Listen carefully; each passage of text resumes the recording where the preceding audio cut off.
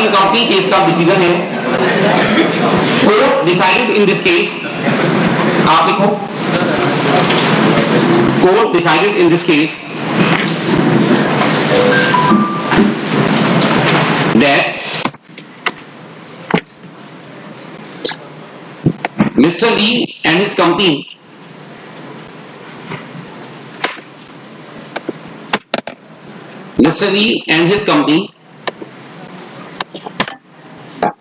are same person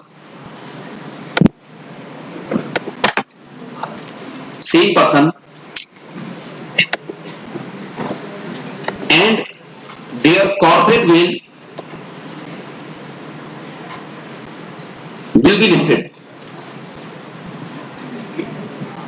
Their corporate will be lifted. The reason for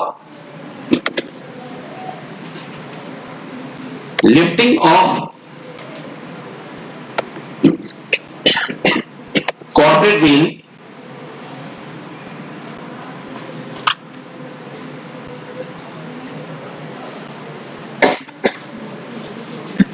is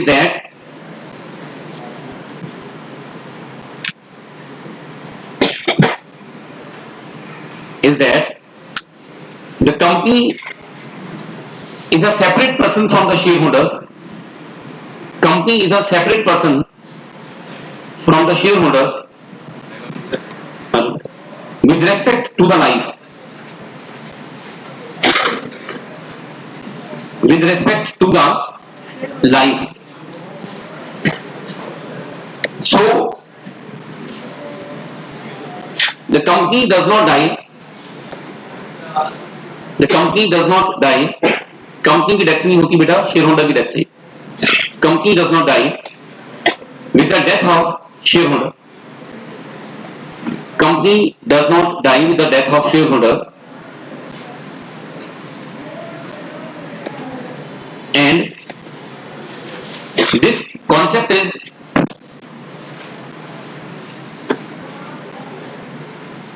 perpetual succession of a company.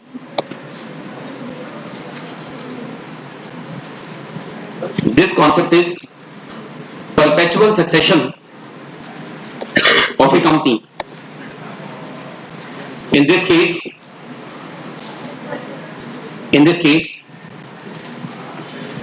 Lee Company is still in existence.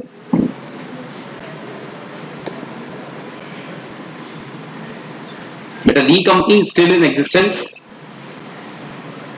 And it will continue its business. It will continue its business. ये अपना business continue रखेगी. And new shareholders will join the company.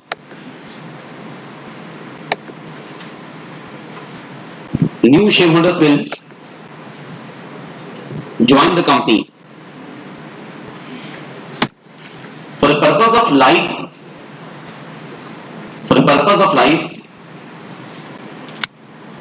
company and shareholders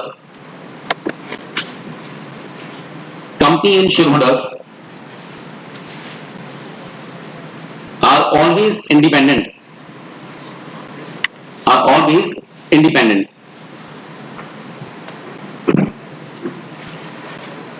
बेटा जो decision ली versus ली air farming company जिसका आपने लिखा और जो मैंने लिखवाया, इनका मीनिंग बिल्कुल सेम होना चाहिए, है ना. लैंग्वेज आपकी मेरी अलग हो सकती है, लैंग्वेज दोनों की अलग होगी ऑब्वियसली, बट दोनों का मीनिंग बिल्कुल सेम होना चाहिए.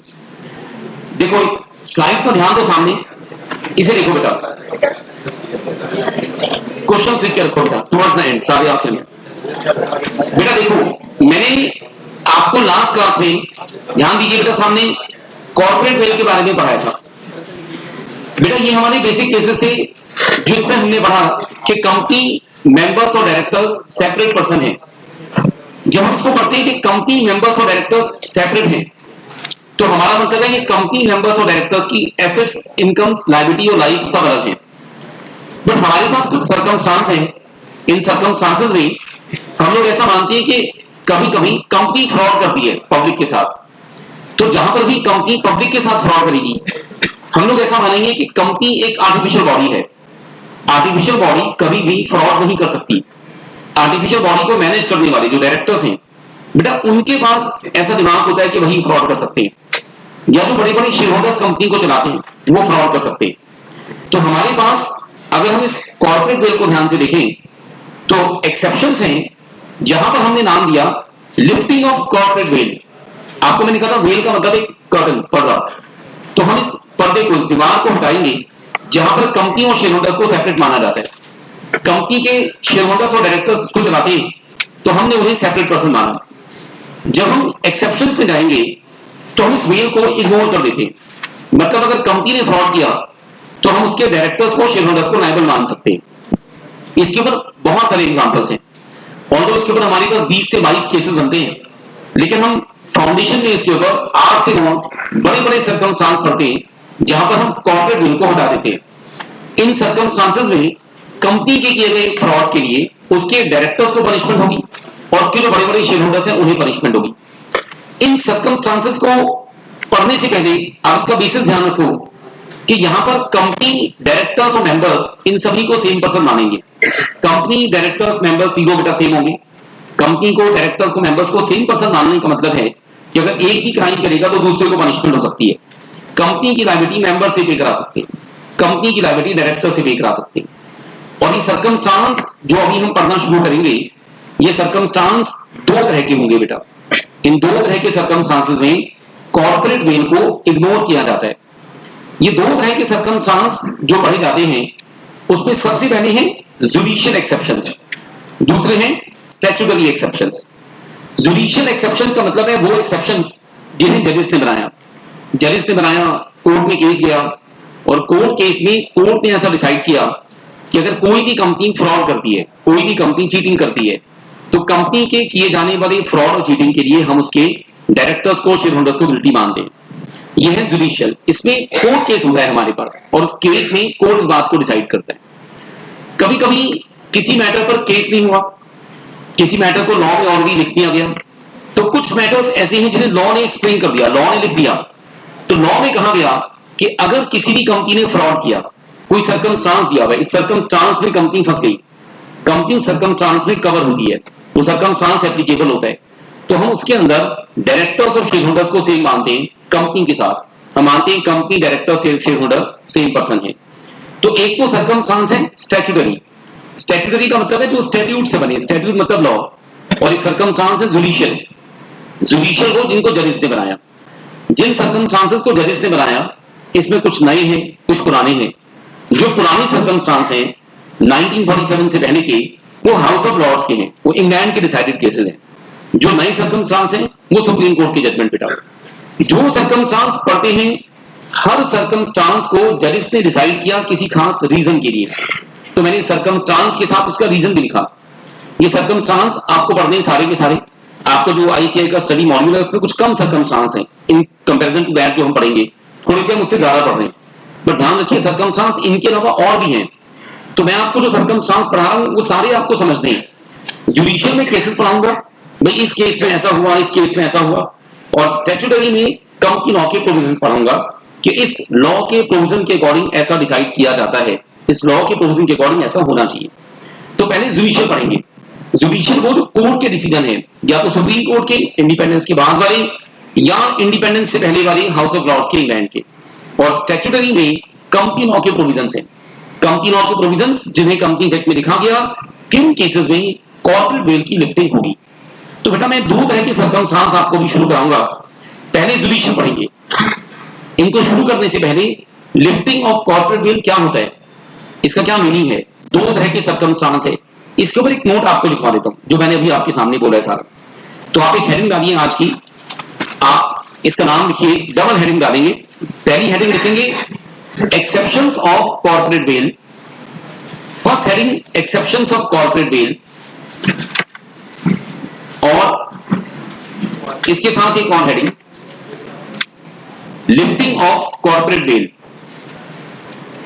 एक और हेडिंग बेटा lifting of corporate well.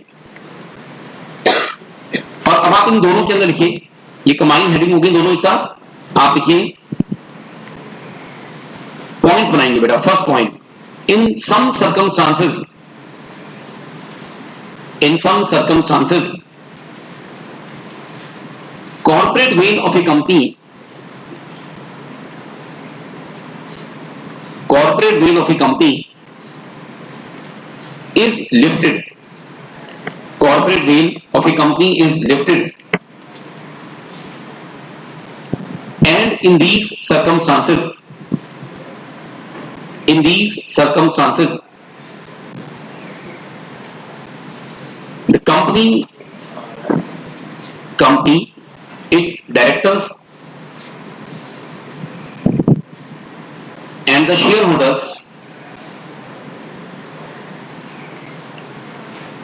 are considered as, क्या लिखूं बेटा, सेम पर्सन या different person?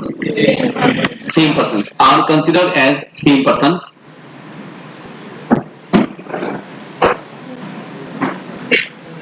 So if the company has committed some default, if the company has committed some default, then the shareholders and the directors will be, the shareholders and the directors will be liable, shareholders and directors will be liable for such default, will be liable for such default. Second point beta, there are two types of circumstances,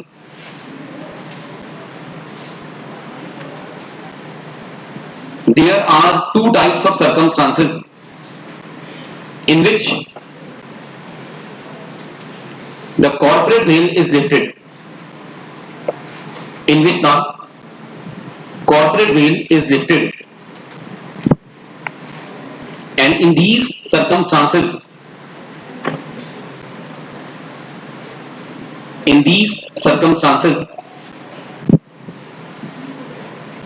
company directors and members,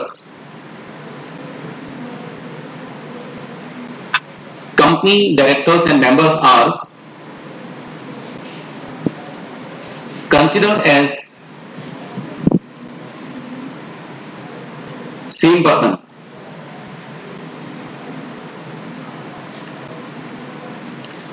These circumstances are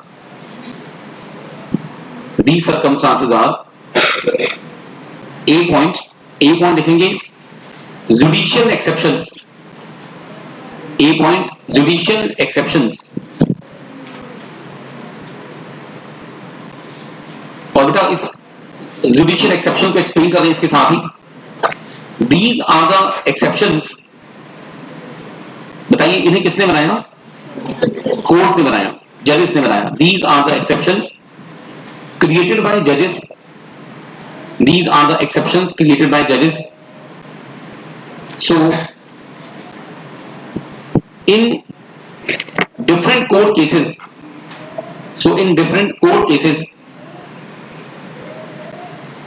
these exceptions were created. In different court cases these exceptions were created, and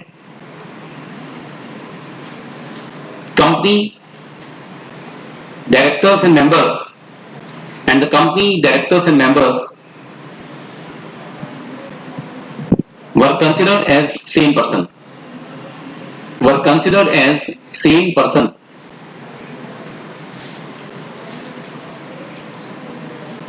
Now B point, बोलो B point कौन सा बेटा? Statutory exceptions. B point है statutory exceptions. आप इसमें लिखिए in these exceptions,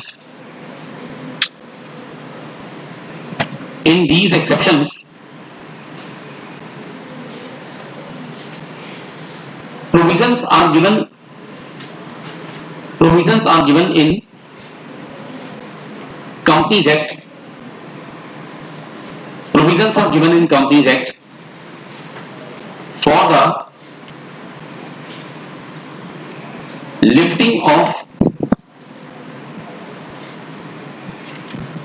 corporate veil, lifting of corporate veil. So these exceptions are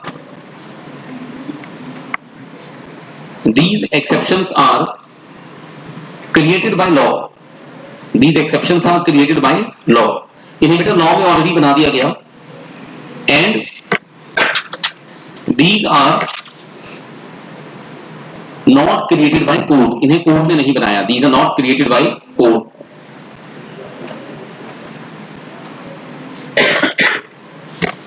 now देखो बेटा, एक्सेप्शंस के रीजन के साथ उसके केस को समझ के देखिए. देखिए फर्स्ट एक्सेप्शन पे ध्यान दीजिए. ये जो आप इसमें केस के नाम से पहले इसकी हेडिंग देख रहे हो, ये रीजन है इस केस को क्यों डिसाइड किया गया था. हमने इसका नाम रखा है डिटर्मिनेशन ऑफ कैरेक्टर. यहां पर डिटर्मिनेशन ऑफ कैरेक्टर का मतलब है, character means nature, determination means पता लगाना. हम किसी भी कंपनी के नेचर का पता लगा रहे हैं, कंपनी का नेचर कैसा है. और केस का नाम देखिए, Daimler company versus continental tyre and rubber company. बेटा डैमलर कंपनी बेटा और कॉन्टिनेंटल कंपनी दो कंपनियां थी, दोनों इंग्लैंड में बनी थी. और इंग्लैंड का केस बेटा, डैमलर कंपनी का नाम सुना है कभी? डैमलर कंपनी बेटा इसका पूरा नाम है डैमलर क्रिसलर, और ये मर्सिडीज बेंज बनाती है. तो मर्सिडीज बनाने वाली कंपनी डैमलर. और इसकी खास बात सुनिए, डैमलर कंपनी इंग्लैंड में बनी थी और इसके शेयर होल्डर भी इंग्लिश लोग थे, अंग्रेज थे. जो कॉन्टिनेंटल कंपनी है वो भी इंग्लैंड में बनी थी, बट इसके शेयर होल्डर जर्मनी के रहने वाले थे. और याद कीजिए, बड़ा ध्यान से सुनिएगा, जब एक कंपनी किसी भी कंट्री में बनती है तो उसके शेयर होल्डर जिस भी कंट्री के हो बेटा, हम शेयर होल्डर से कंपनी को रिकॉग्नाइज नहीं करते. जैसे हम ह्यूमन शेयर होल्डर्स को सेपरेट मानते हैं, तो शेयर होल्डर्स जर्मन थे बट कंपनी इंग्लैंड में बनी थी, कॉन्टिनेंटल. और डैमलर कंपनी शेयर होल्डर भी अंग्रेज थे, इंग्लिश थे, और कंपनी भी इंग्लैंड में बनी थी बेटा. कॉन्टिनेंटल कंपनी डैमलर कंपनी को टायर सप्लाई करती थी मर्सिडीज के लिए, और डैमलर कंपनी रेगुलर बेस पर टायर परचेज करती थी और कुछ दिनों के बाद उसकी पेमेंट करती थी. एक बार की बात है, डैमलर कंपनी को कॉन्टिनेंटल ने टायर सप्लाई किए, टायर्स का कंसाइनमेंट आया और इसकी पेमेंट होनी है कुछ 20-25 दिन के बाद. सेकेंड वर्ल्ड वॉर चलने लगी थी, और सेकेंड वर्ल्ड वॉर के टाइम पर यह ट्रांजेक्शन हुई, और इस ट्रांजेक्शन के होने के कुछ दिनों के बाद इंग्लैंड और जर्मनी के बीच में वॉर हो गई. और आप जानते हो कि वॉर के टाइम पर किसी भी एलियन एनिमी के साथ अगर कोई कॉन्ट्रैक्ट बना हो तो कैंसिल कर दिया जाता है. तो अब वॉर शुरू हो गई इंग्लैंड और जर्मनी की. दोनों कंपनीज बनी है इंग्लैंड में, बट डैमलर कंपनी ने कॉन्टिनेंटल से कहा कि भाई तुम्हारी शेयर होल्डर जर्मन है, तो आप कहां बनी हो ये हमारे लिए रेलेवेंट नहीं है, लेकिन क्योंकि आपके शेयर होल्डर जर्मन है, तो डैमलर कंपनी ने कहा कि हम कॉन्टिनेंटल कंपनी को एनिमी मानते हैं, दुश्मन मानते हैं. तो कॉन्टिनेंटल कंपनी को उसके सप्लाई किए गए टायर्स की पेमेंट नहीं करेंगे. अब कॉन्टिनेंटल कंपनी बेटा अपनी पेमेंट मांगती है और डैमलर कंपनी पेमेंट देने से मना करती है. वो टायर्स भी डैमलर के पास थी जिन्हें वो परचेज कर चुकी है, और अगर होते भी तो लीगली कॉन्ट्रैक्ट यहीं पर वॉइड हो गया, तो डैमलर कंपनी वो टायर्स भी वापस देने के लिए बाउंड नहीं थी, कॉन्ट्रैक्ट यहीं खत्म हो गया. तो डैमलर कंपनी ना तो टायर वापस करेगी और डैमलर कंपनी ना ही पेमेंट देने को तैयार है. कॉन्टिनेंटल कंपनी ने डैमलर से कहा कि हमारे शेयर होल्डर्स जर्मन हैं, बट शेयर होल्डर तो कंपनी के सेपरेट पर्सन होते हैं, क्योंकि शेयर होल्डर अलग है, कंपनी अलग है. तो शेयर होल्डर के जर्मन होने से कंपनी को जर्मन नहीं कह सकते, और कंपनी तो वैसे भी इंग्लैंड में बनी है. तो उसने कहा अगर शेयर होल्डर और कंपनी सेपरेट होते हैं तो शेयर होल्डर हो सकता है आपका एनिमी कहलाए, लेकिन कंपनी आपकी एनिमी नहीं है, क्योंकि उसका फॉर्मेशन तो इंग्लैंड में हुआ. बेटा इस केस को, इस मैटर में झगड़ा हुआ और ये केस कोर्ट में गया. अब कोर्ट को डिसाइड कर रहे हैं कि क्या डैमलर कंपनी कॉन्टिनेंटल कंपनी का पेमेंट करेगी. सबसे पहला क्वेश्चन राइज होता है, क्या कॉन्टिनेंटल कंपनी ने कोई फ्रॉड किया है? नहीं बेटा. क्या कॉन्टिनेंटल कंपनी ने कोई चीटिंग की है? नहीं. तो डायरेक्टली कोई ग्राउंड नहीं दिखाई दे रहा जिसके बेस पर हम लिफ्टिंग करें.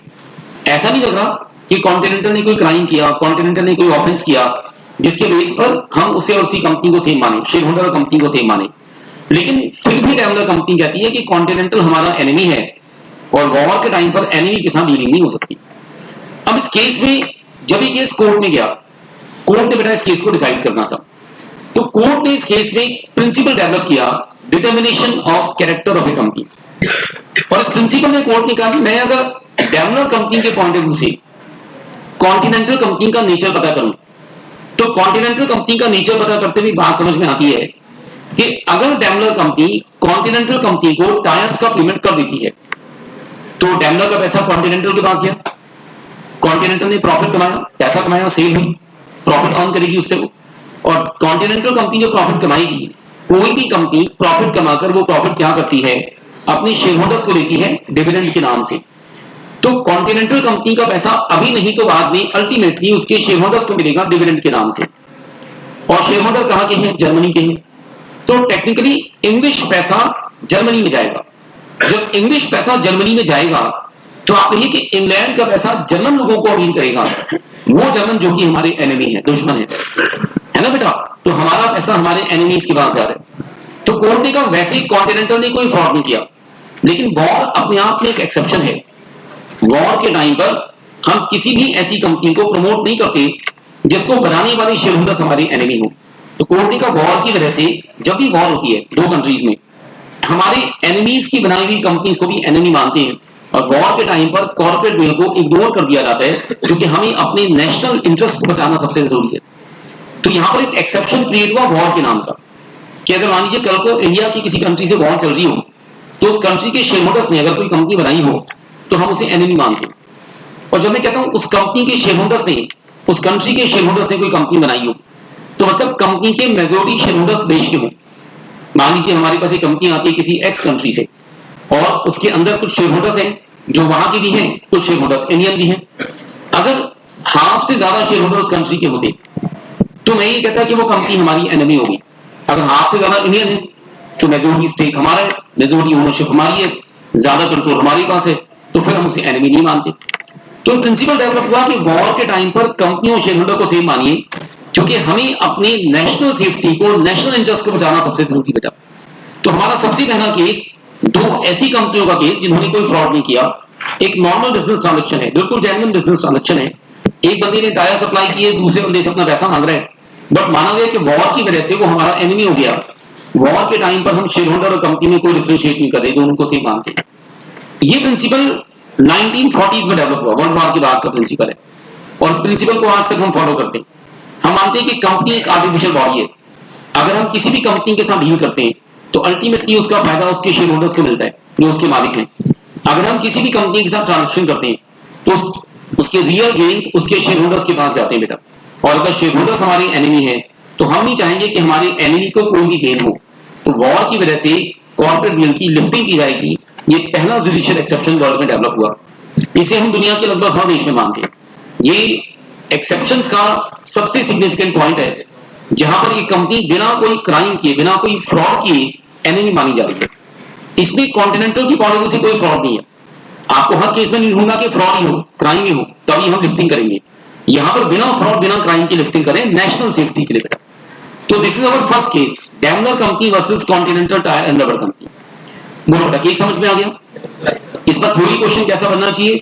एग्जामिनर में आस्क यू कि what are the provisions regarding lifting of corporate veil during war. War के टाइम पर कॉर्पोरेट वेल की लिफ्टिंग का क्या प्रोविजन है?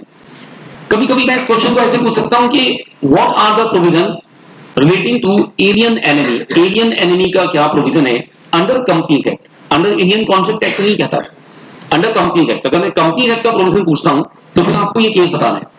और अगर मैं आपसे पूछता कि एलियन एनिमी के प्रोविजन क्या होते हैं इंडियन कॉन्ट्रैक्ट एक्ट में, तो एनिमी वाला प्रोविजन इंडियन कॉन्ट्रैक्ट एक्ट से बताया जाता है, यहां नहीं बताते। अगर मैंने सिंपल पूछा एलियन एनिमी, तो आप दोनों को बताओ सिंपल का एलियन एनिमी के बारे में लॉ में क्या लिखा है। तो इंडियन कॉन्ट्रैक्ट एक्ट भी एक्सप्लेन करो और कंपनीज एक्ट भी एक्सप्लेन करो। हल्का सा लॉन्ग क्वेश्चन रहेगा बेटा। तो मैं आपसे पूछूंगा कि कंपनीज एक्ट में एलियन एनिमी को लेकर क्या केस है। आपने कह रही हमारे पास एक केस है डैमलर कंपनी, ये उसके फैक्ट्स हैं और ये उसका डिसीजन है जो मैं आपको भी दिखाऊंगा। तो यहां पर हम वॉर की वजह से कंपनी के कॉर्पोरेट वेल की लिफ्टिंग करते हैं बेटा। ये फर्स्ट केस मैं आपको दिखाना शुरू करता हूं। केस की हेडिंग आपको बिल्कुल ऐसी बनानी है, केस का रीजन, केस का नाम, और याद कीजिए कोई भी केस जो नाम से लिखा जाता है उसे दो पैराग्राफ में लिखते हैं। फर्स्ट पैरा में क्या लिखते हैं? फैक्ट्स, फैक्ट लिखा करते हैं। सेकंड पैरा में डिसीजन लिखा करते हैं। तो पहले आप नाम और रीजन डाल दीजिए, मैं उसके बाद केस आपको स्टार्ट कराता हूं। ये हमारा फर्स्ट केस है। रीजन है, हेडिंग के साथ डाल देगा डिटर्मिनेशन ऑफ कैरेक्टर ये रीजन आपको केस को याद करने में हेल्प करेगा, और जब आप किसी भी केस में इसे अप्लाई करोगे सिचुएशन में, तो वहां भी आपकी हेल्प करेगा। डिटर्मिनेशन ऑफ कैरेक्टर, और इसके साथ केस का नाम है, नाम क्या है केस का, बोल के बताओ एक बार बेटा। Daimler company versus continental tyre and rubber company. Daimler company versus continental tyre and rubber company.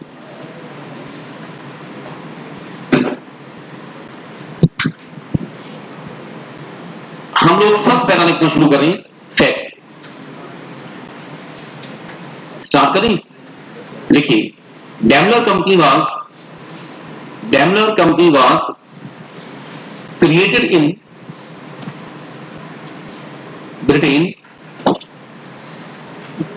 in Britain with British shareholders. Created in Britain with British shareholders.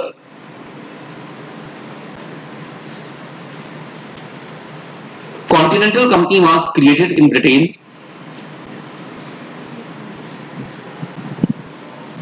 Continental Company was created in Britain with German shareholders. German shareholders.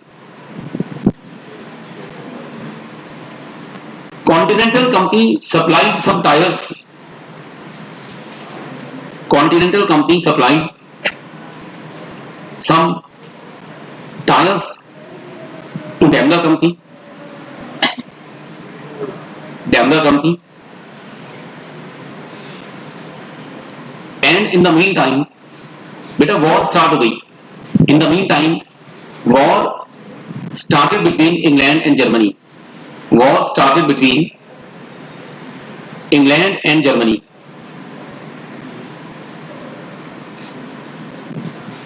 Now, in this case, Daimler Company refused to make the payment. Daimler Company refused to make the payment to the Continental Company. Refused to make the payment to Continental Company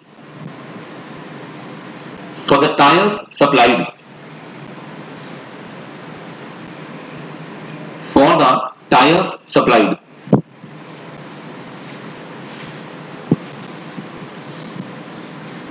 The reason given by Daimler Company was the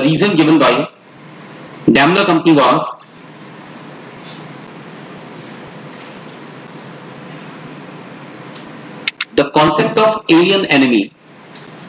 The reason given by the Daimler Company was the concept of alien enemy, because of which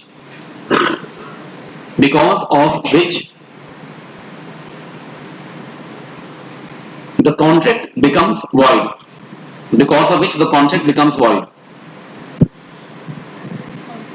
Contract becomes void. Contract void हो जाता है बेटा. अब second paragraph decision में लिखो बेटा. The court decided in this case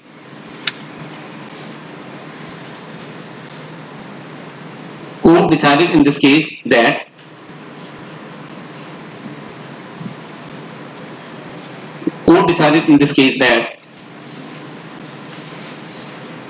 war is an exception.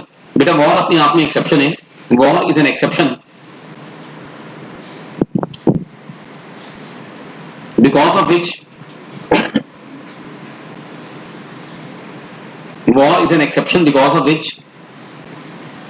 company and its shareholders are considered as same person.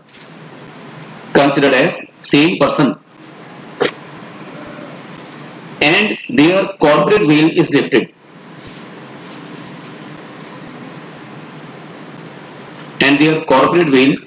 lifted. In this case, In this case, Continental Company has become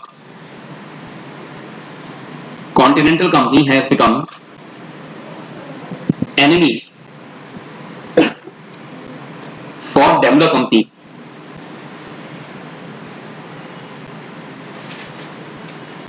Continental Company has become enemy for Daimler Company, and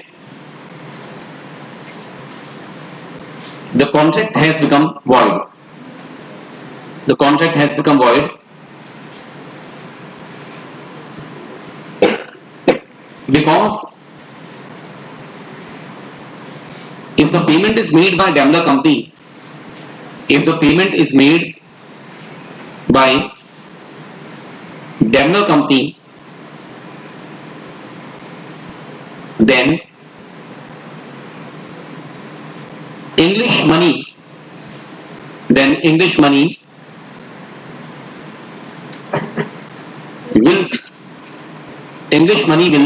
reach Germany. English money will reach Germany,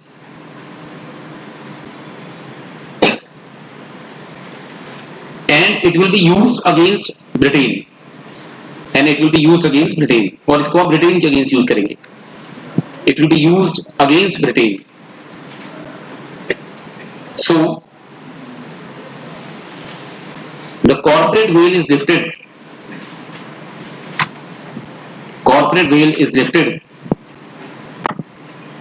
For protection of national interest.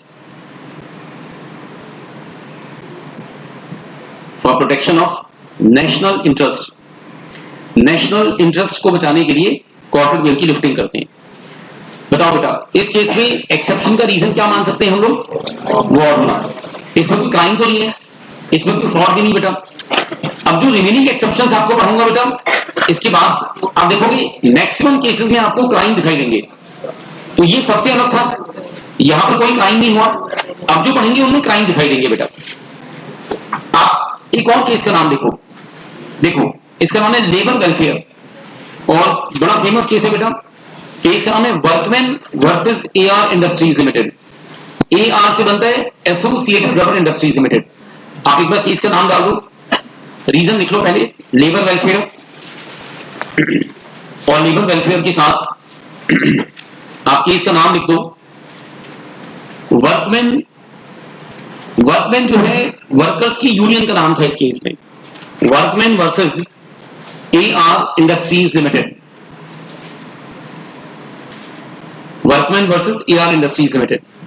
देखो बेटा, law में हर case में आप देखते हो कुछ नए point होते हैं, और ध्यान दीजिए हर केस में कुछ नए पॉइंट सीखने लायक होते हैं.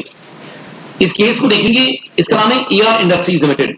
ये कंपनी है बहुत बड़ी, और एक्चुअली में हमने इसका नाम रखा है एसोसिएटेड रबर इंडस्ट्रीज लिमिटेड. तो ये बहुत सारी कंपनियां थी, एक्चुअली सिंगल कंपनी नहीं थी, बहुत सारी कंपनियां थी.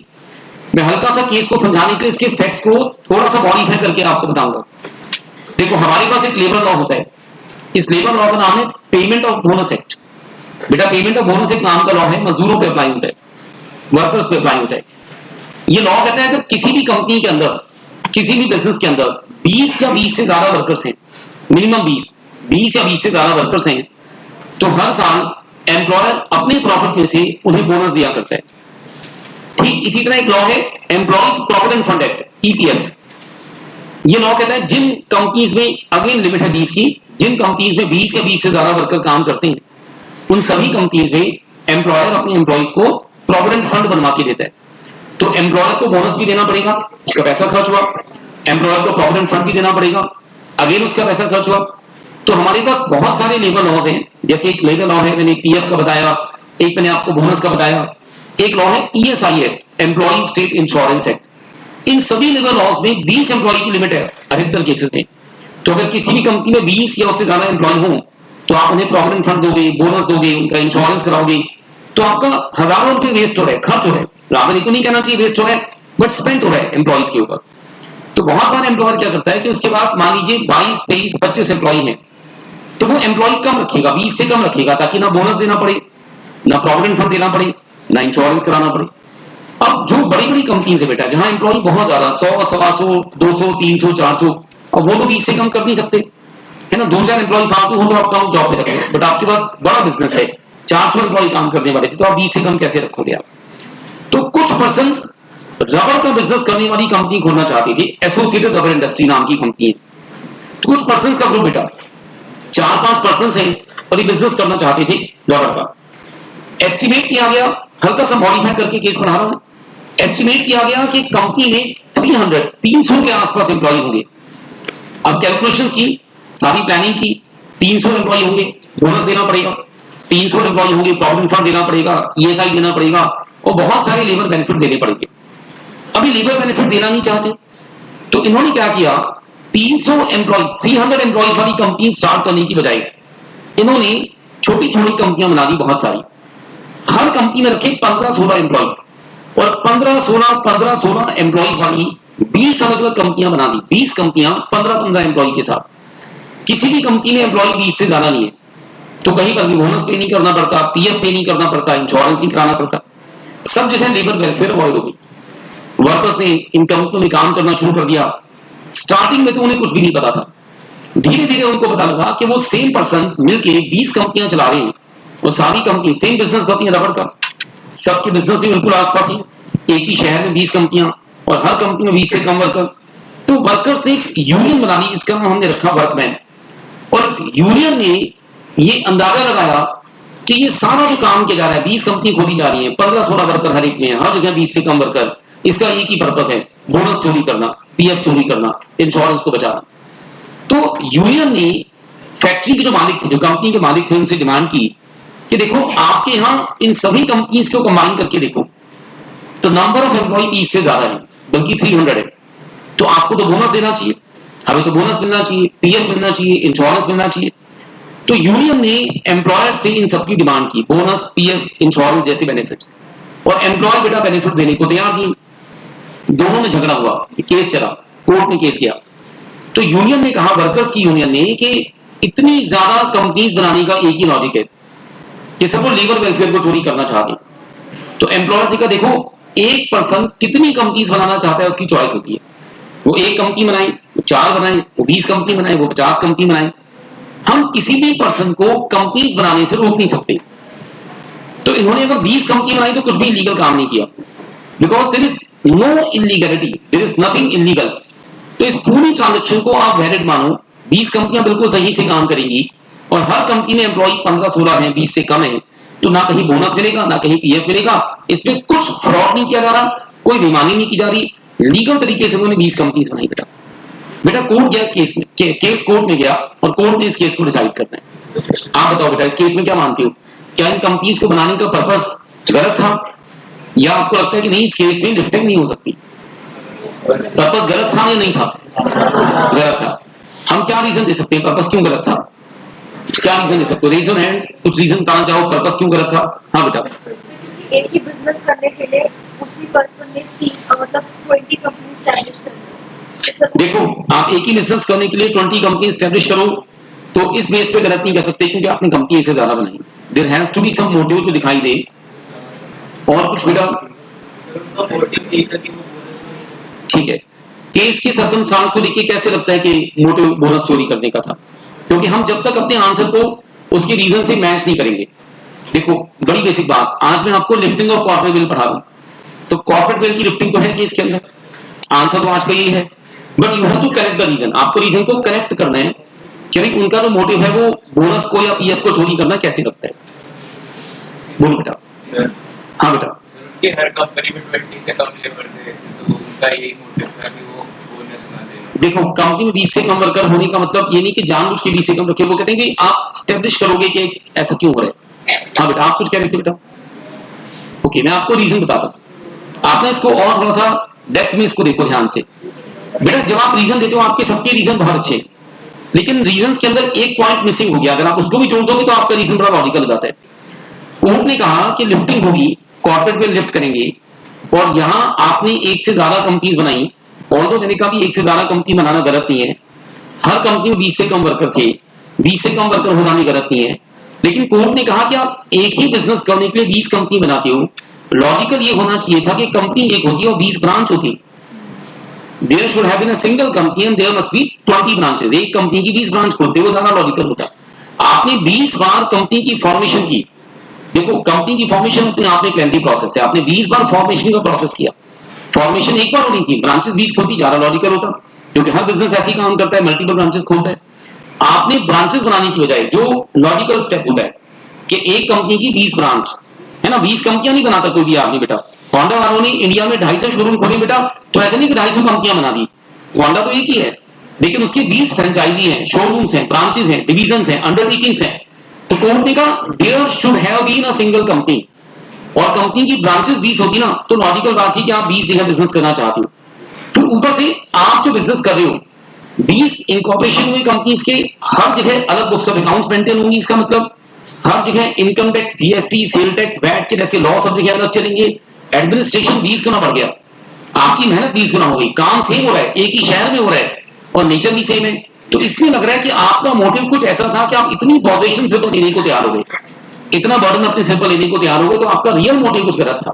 तो रियल मोटिव गलत क्या रहा? इस केस में एक ही बेनिफिट मिलता है, हर जगह एम्प्लॉय 20 से कम रखने से लेबर बेनिफिट चोरी होता है। तो कोर्टे का लॉजिकल ये था कि एक कंपनी की 20 ब्रांच होती, वो चीज है नहीं। यहाँ पे एक इलॉजिकल बिजनेस करने जा रहे हो, तो कॉर्पोरेट वेल की लिफ्टिंग की जाएगी। इन 20 की 20 कंपनीज और इनके शेयर होल्डर्स को सिंगल पर्सन माना गया। माना गया कि 20 कंपनियां एक है और इनके अंदर टोटल वर्कर्स 300 है, जो 20 से ज्यादा है। जो बोनस और पीएफ पहले बनता था वो भी देना पड़ेगा, आने वाले टाइम का भी देना पड़ेगा, और बोनस और पीएफ को चोरी करने की जो पेनल्टीज इंपोज होती हैं वो भी लगाई गई बेटा। तो कॉर्पोरेट वेल की लिफ्टिंग करके हम इन सभी कंपनीज को सेम मानेंगे, क्योंकि जो बिजनेस को चलाने का वे है वो इलॉजिकल है, वो गलत है। ये लॉजिकल क्या होता है कि एक कंपनी की 20 ब्रांच होती, या एक ही कंपनी 20 जगह ऑफिस खोल के बैठती। 20 कंपनी का फॉर्मेशन ये एक बिजनेस पॉइंट ऑफ व्यू से गलत स्टेप है, क्योंकि उस कंपनी को चलाने में 20 टाइम्स एडमिनिस्ट्रेटिव आपकी कॉस्ट बढ़ जाती है, एफर्ट बढ़ जाते हैं। तो लॉजिकल तरीका ये होता है कि 20 फ्रेंचाइजी, ब्रांच या अंडरटेकिंग्स खुलती।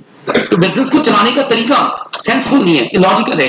दैट्स व्हाई माना जा रहा है सिर्फ लेबर बेनिफिट चोरी करने का ऐसा किया जा रहा है। तो हम लेबर बेनिफिट्स को बचाने के लिए भी कॉर्पोरेट वेल की लिफ्टिंग कर सकते हैं। यहां पर हमारा पर्पस हमें फ्रॉड वाला दिखाई दे रहा है। समझ गए बेटा? इसके ऊपर क्वेश्चन कैसे होना चाहिए बेटा? एक तो जानते हो जैसे केस स्टडी होता है, सेम केस स्टडी की फॉर्म में होना चाहिए।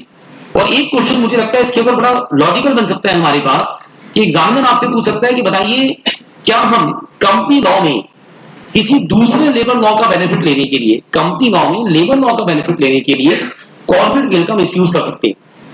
तो हमें लग रहा है कंपनी लॉ के कॉर्पोरेट वेल का बेनिफिट आप लेबर लॉ में चोरी करने के लिए उठा रहे हो, तो हमने इसको बंद करवा दिया है ना बेटा।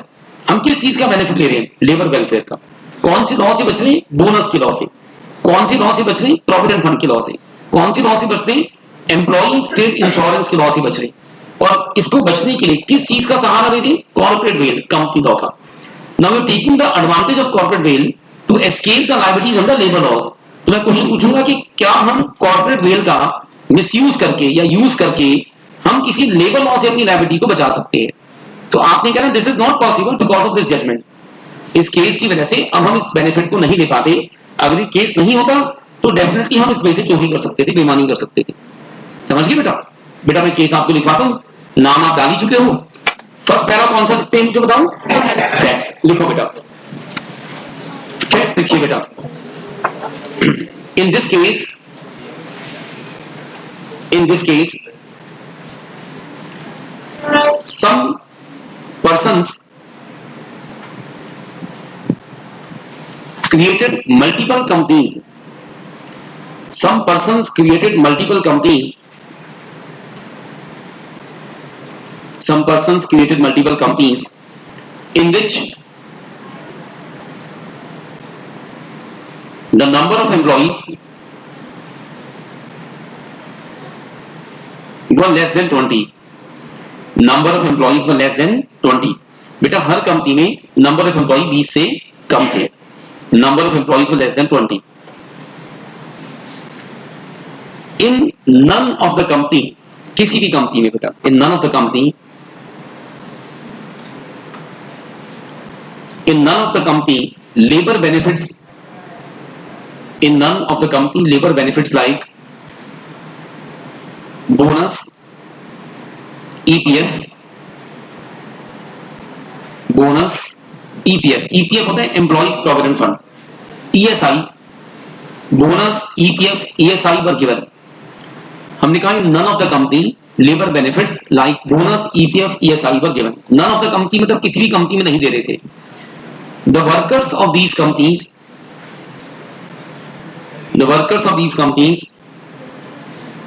workers claim कर रहे हैं workers of these companies claimed that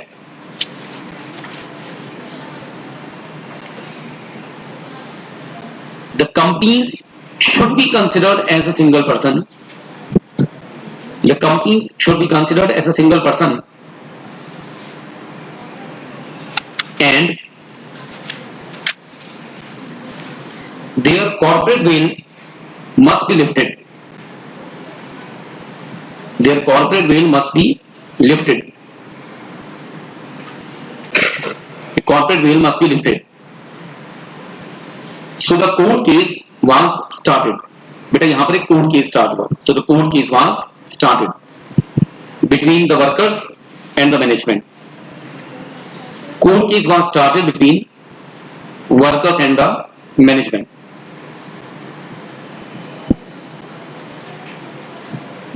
अब कौन सा पैराग्राफ लिखते हैं बेटा? Second paragraph, decision. डिसीजन बेटा आपने घर पे लिखना है इसका. जैसे ली वाला केस आपको घर पे लिखने को दिया था, लेकिन आपको इसमें दो काम करने हैं. 8 to 10 लाइन्स, 8 से 10 लाइन, जितना आप लिखना चाहो उसके लिए आपको स्पेस छोड़नी है.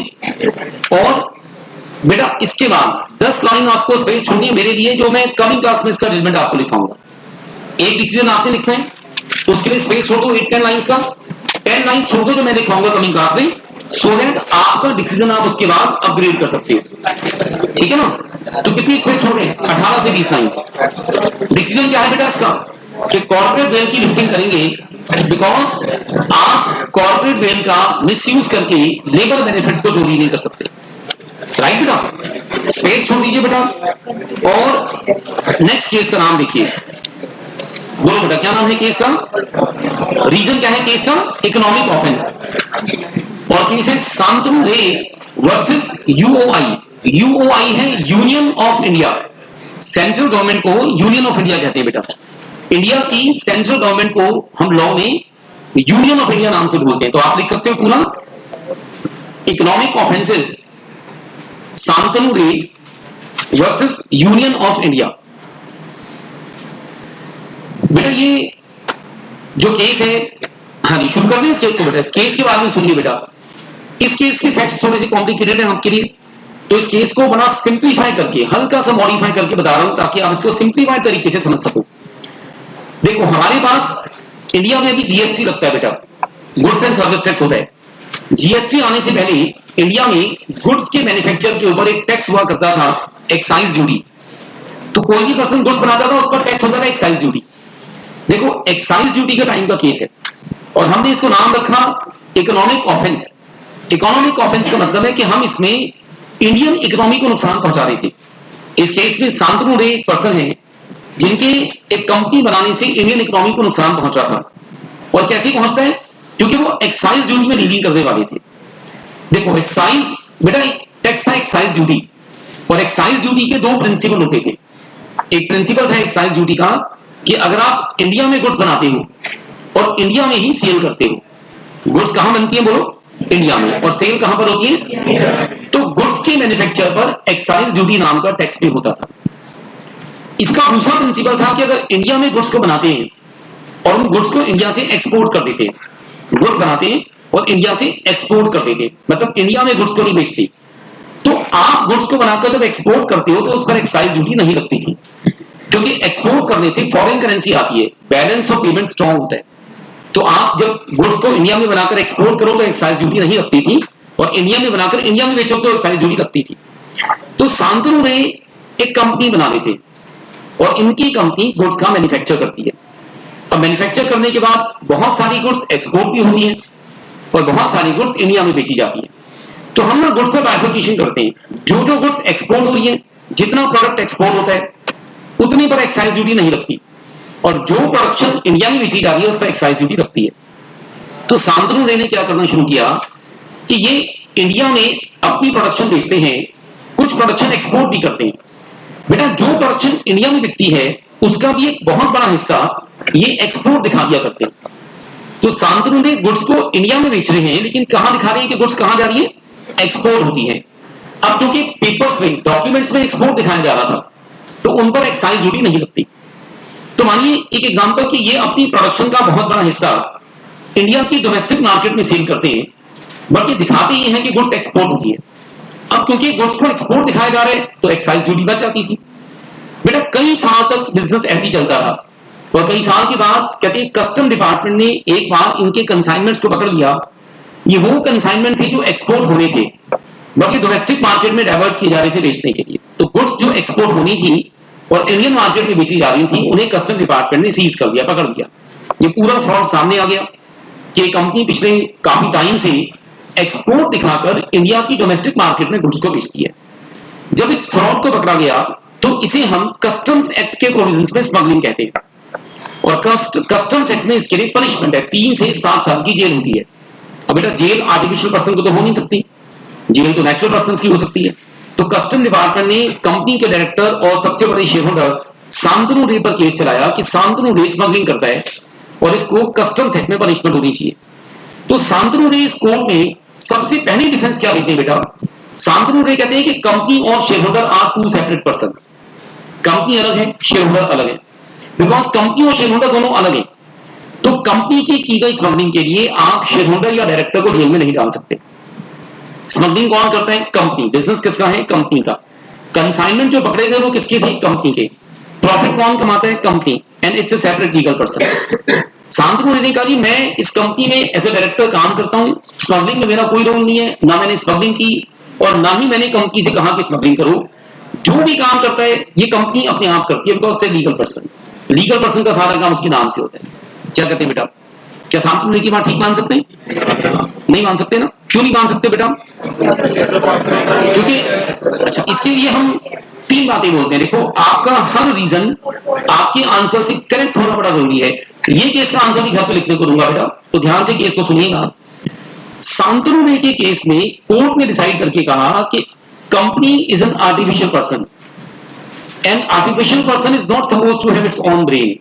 No artificial person is having its own brain. Company is an artificial person, इसका अपना कोई ब्रेन नहीं होता। It works with the brain of directors. Directors are the managing persons which are making policies for the company. तो director ही वो person है जो कंपनी के पॉलिसी बनाते हैं। डायरेक्टर्स का दिमाग कंपनी का यूज होता है, डायरेक्टर ही सारे काम को मैनेज करते हैं। और कंपनी आर्टिफिशियल पर्सन होने के नाते, being an artificial person, company can not think कि वो स्मगलिंग करेगी।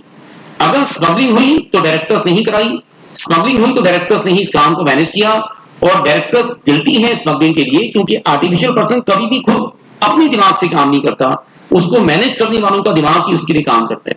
तो कोर्ट ने कहा कि शांतनु रे गिल्टी है, इसने स्मगलिंग करवाई है, और शांतनु रे के कॉर्पोरेट वेल को लिफ्ट करके इसको जेल में डाला जाएगा।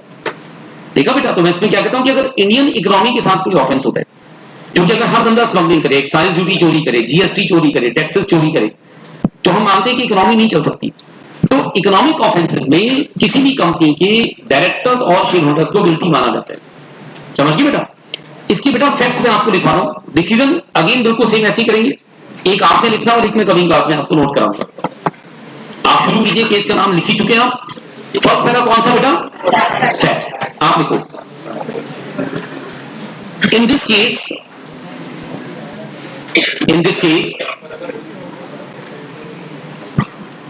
a person created a company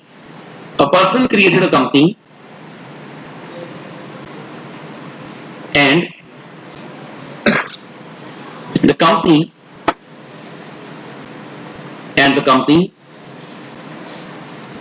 was manufacturing some goods. Company was manufacturing some goods in India. The company was manufacturing some goods in India. The goods were shown to be exported out of India. The goods were shown to be exported out of India, although these were sold in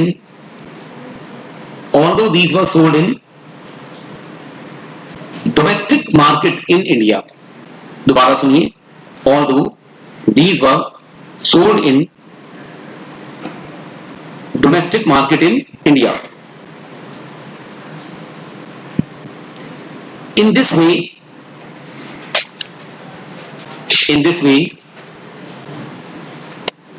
company was, the company was, बेटा tax चोरी करने को बोलते हैं evasion, evasion से बना रहे evade. In this case the company was evading, EVADING, company was evading excise duty, company was evading excise duty. लिखिए, a case was started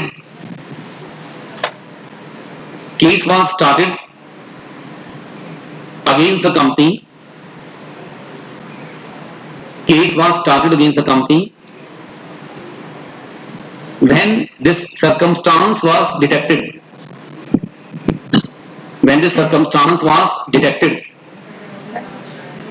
case was started against the company when this circumstance was detected, and director of the company Santanu Ray, बेटा इस पर case चलाया गया. किसी पर case चलाने के लिए हम एक वर्ड यूज करते हैं prosecuted. Director of the company Santanu Ray was prosecuted. Now अब इसमें मैं कहूंगा कि Santanu Ray क्लेम करता है कि कंपनी और डायरेक्टर और शेयर होल्डर सेपरेट पर्सन है, इसलिए उस पर पनिशमेंट नहीं हो सकती. तो आप इसी में लिखिए, फैक्ट्स में ही एक लाइन और है. Santanu Ray claimed that the company is a separate legal person.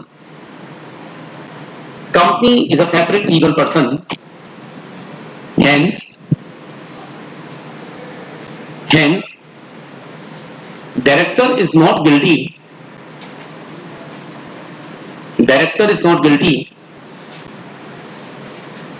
of the crime.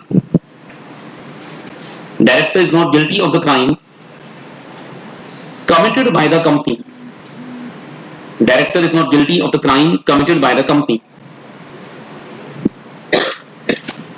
And case must be started against the company.